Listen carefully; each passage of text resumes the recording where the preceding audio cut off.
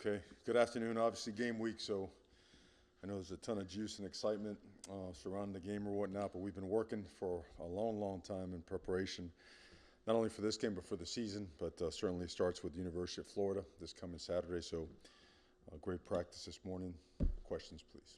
Obviously, not much motivation needed for this matchup, but just how do you make sure guys go into that game sharp and ready for everything? Well, it's always a great question, right? Because motivation in football should always take care of itself. And when you play a rivalry game like this, it tends to, right, crank up a couple of levels. But I think it's important to always recognize that games like this and games in general are won throughout the off season. They're won in your Monday, Tuesday, Wednesday practices. You play the game before you play the game, right? And every block, every tackle. Certainly the bodies change, right? And there's always some surprises, but every ounce of focus has to be on the preparation regarding the game. All right, a couple things. How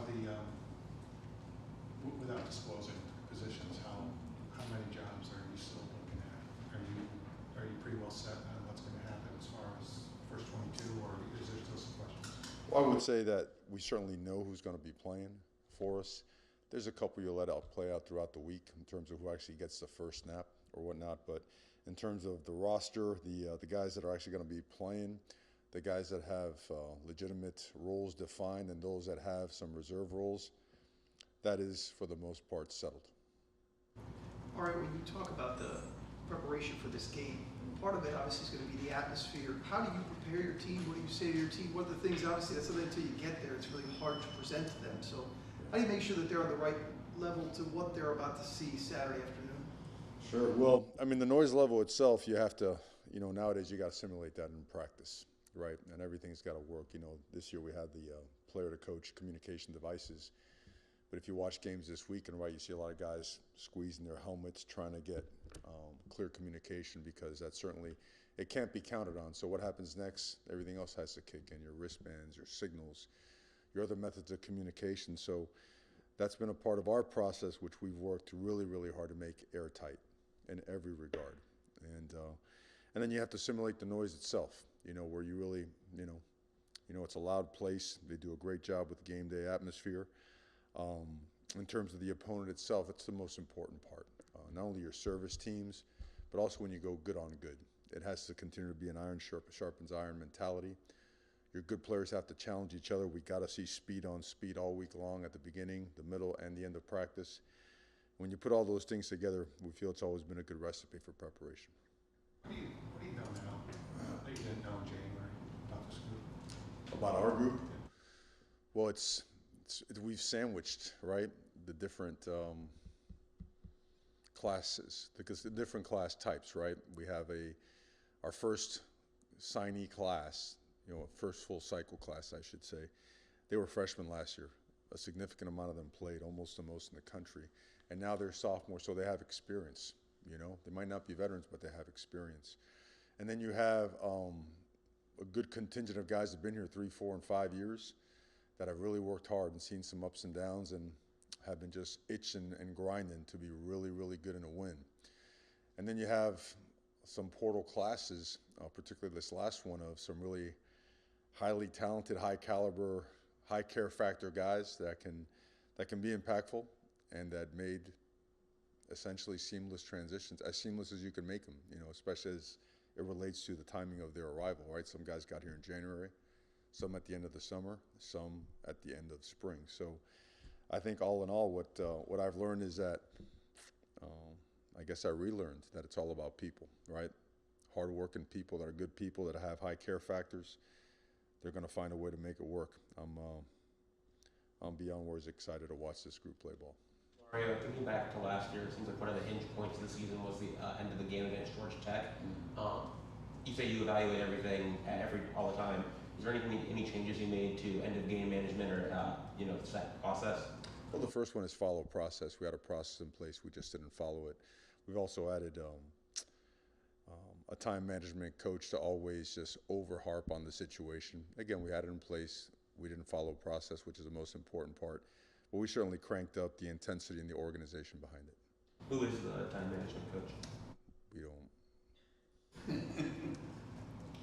Coach, a lot is always kind of said about SEC in the trenches, offensive line, defensive line. You yourself, part of Alabama for a long time, kind of know that. Just, what are your thoughts on where you guys comparing the trenches to other programs around the country on the offensive side and defensive side? Well, that's for people to decide at the end of the year. I think preseason awards are, I don't know how much meaning they have, how much value they have. You see a lot of nominations and this person's preseason, this and that, but, football is not going to be won on paper. It's going to be won on the field. We've taken a lot of pride in building a group of trench players that are explosive, that are strong, that have good balance and body control, that are tough-minded and hardworking, and that really aren't very concerned about praise. They want to get better. They want to impact the game the best way they can. They know their role. They're really good leaders, and they strive to be the very best in the country. But they certainly don't proclaim it or, they're more about the work and finding a way to get it done. Coached in the SEC, do you feel like SEC body types are a thing, and what type of challenge does that pose? I think program body types are a thing. I've coached in different conferences, and I've had an Outland Trophy winner in the Pac-12, had an Outland Trophy winner and Remington winner in the SEC, and we've had both here at the University of Miami as well. So I think it's more team related than it is conference related. I think it's philosophical as well. What kind of program do you want to have? We've always been about the trenches. We've just added that other component about having some explosive, skilled players around it now. So we're inching closer and closer to the type of roster we want to have. That said, one player obviously doesn't make a difference always in the game, but the quarterbacks in this game have experience. They've been around for a while. How much do you think that'll be a factor? The experience for each guy in this matchup, in this particular game?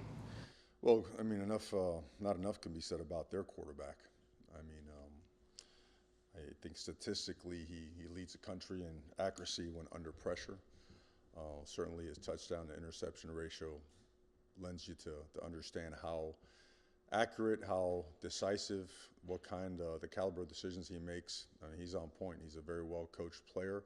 He's a very smart player, but he's also elusive. He's got great feet, great body control. He's got great awareness in the pocket, and he's a winner, And I think now going into his second year in the system, certainly a guy that you have to control throughout the course of the game. Cam Ward has been at different places, and every place he's been, he's just gotten better and better and better. And sometimes he's been playing from ahead and sometimes from behind, but he just plays, and he plays at an extremely high level. And he's done that since the day he got here.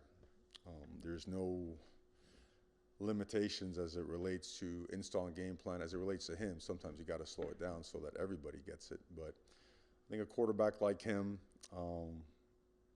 he's so focused and concerned about the team doing well that he's willing to do whatever it takes to make the team do well. So all in all, a winner, an alpha, a leader. So he'll have a massive impact on us. I want to go back to the new communication rule. Because you're right, every game that you watch Saturday, whether it was a neutral site in Ireland or whatever, quarterbacks were covering the earholes like crazy. Is this something coaches wanted? Because it's a new toy, which is nice. Everybody likes a new toy, but you got to figure it out kind of on the fly, and it seems like it could be more harm than help almost. Well, we're going to find out. We're going to find out in a hurry. But I think a lot of people wanted it, and there was a very strong contingent of those that didn't want it, that really rely heavily on their hand signals and tempo and whatnot. And they feel they get slowed down by that process, and they got to get used to that cutoff. And what do you say right before the cutoff that you can't change after the cutoff? Can you get a hold of a guy? And now you got to keep track of green dots. If you have two on the field, it's a penalty. So there's a lot of things that go with this. In conjunction with this, you also have that technology on the sideline, the use of tablets, which had never been used before. So there's a lot, and as long as it's used the right way, efficiently, as long as the information is presented with clarity, it's a bonus.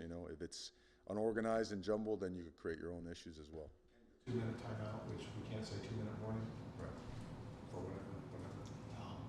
To change strategy in any way, or is it just you thinking It about does.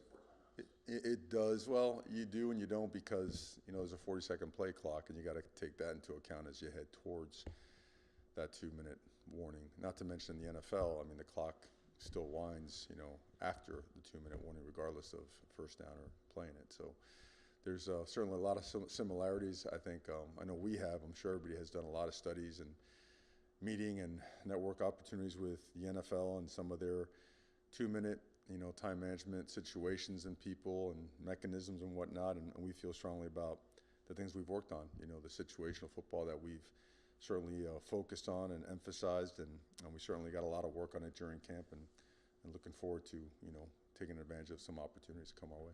Back to the trenches and sandwiching with the portal, the 3 D tackles that you guys bring in, Simeon, CJ, and Marley, just the value that they can bring with their experience and being able to help you guys on the front. Absolutely, it's such a hard position to develop, and it's probably one of the biggest areas of need that we had here at Miami for a bit now.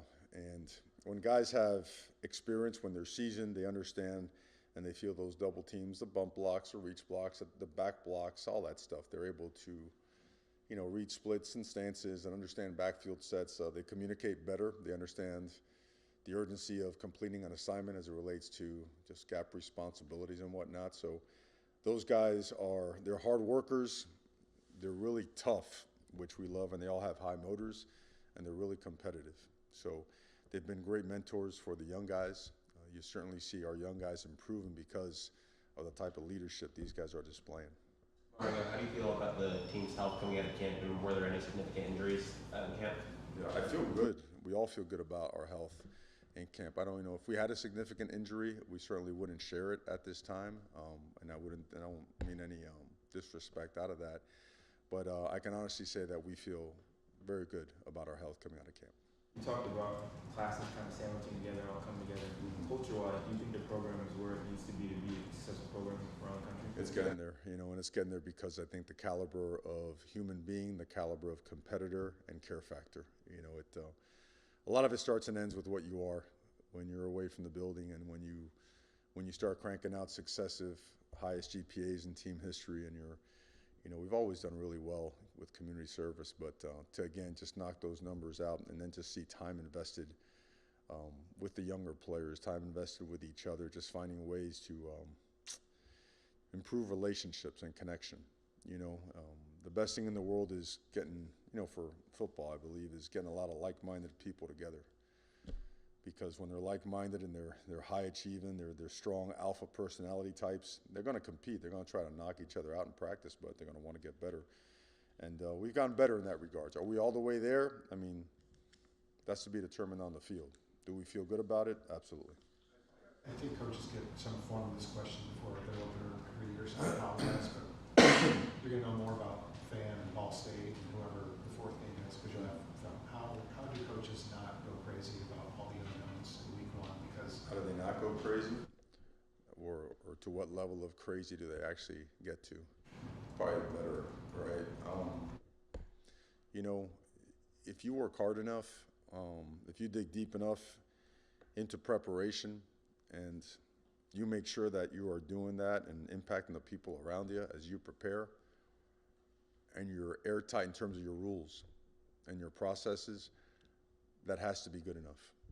The rest, right, is game day, making it happen. And the biggest thing is when you get into a game like this, you've done all the work, right? You've had all these practices, you've installed the plays you feel great about and whatnot, but you want to make sure that while all that's being done, that there's trust and confidence in the players and in each other. Eliminate anxiety, right? Anxiety is maybe the biggest performance killer there is out there. And when you prepare the right way, we've had some great speakers, we've had some great alumni stop by, and they talk about it all the time. And you got to be able to put your head at night with confidence because you did the work, not because you talked yourself into feeling good because of the work. Or that said, how much are you a believer in tone setting the first game? Obviously, whether you play a lesser opponent or go on the road to Florida, you want to win that game, but how much do you believe in setting the tone for the season, how important a game like this is? I think you set the tone week to week. I've always believed that. And I say that because let's put this game aside for 1 second. You go to any year and you go out and you play a great game and you do well, but the next week you don't. Well, that first game is quickly forgotten. You're back to square one. So it's square one every single week. You know, the one and oh mentality has permeated college football and really all sports because everyone is really understanding more and more the importance of being where your feet are right now. Don't allow yourself to drift, you know, and just get ahead of yourself because typically when you do, you're just not seeing all the bumps in the road in front of you. So we stay very grounded in our approach to our opponent. All right, I wanted to ask you about Ruben. When a kid comes in and has a lot of success quickly, you can go one of two ways. Either he says, I'm good and stays there, or he looks in the mirror and says, this is where I can get to. How has he gotten better since the end of last season in your eyes? Well, I think I'd like to answer that question by saying that it relates to our program's progress. The best thing we could do for Ruben Bane is bring guys like Francis Mainoa and bring in Markel Bell, you know, and Tommy Kinsler, and bring in guys that'll challenge him on a daily basis at the line of scrimmage. You know, getting Akeem Mesdor healthy, bringing Elijah Alston in, right? Tyler Barron in, bringing Armando Blunt in, bringing guys that are going to just not allow you to get comfortable, you know, because again, that's a great accomplishment, and that was last year. We owe it to Ruben Bane to absolutely push him to the edge, to make sure he maximizes his great potential. And he doesn't shy away from that competition. He's taken a great step forward in terms of leadership, so we expect him to take another step forward as well in his performance. You guys face the two other big three programs in the state this year. How much, if you were to win both of those games, does that make an impression on recruiting around Florida, you know, playing those big high-profile teams in the state and potentially beating both of them, showing that you're in a better spot than them? All focus on Florida. Coach Napier, you coached with him at Alabama for a few years. Your relationship and just your thoughts on him as a coach. Yeah, hard worker, really good person. You know, he certainly was a pretty interesting collection of coaches back there, and we all took a ton of pride in our work and working for Coach Saban and had a lot of success together. But certainly, you know, have tremendous amount of respect for him. Great family man as well.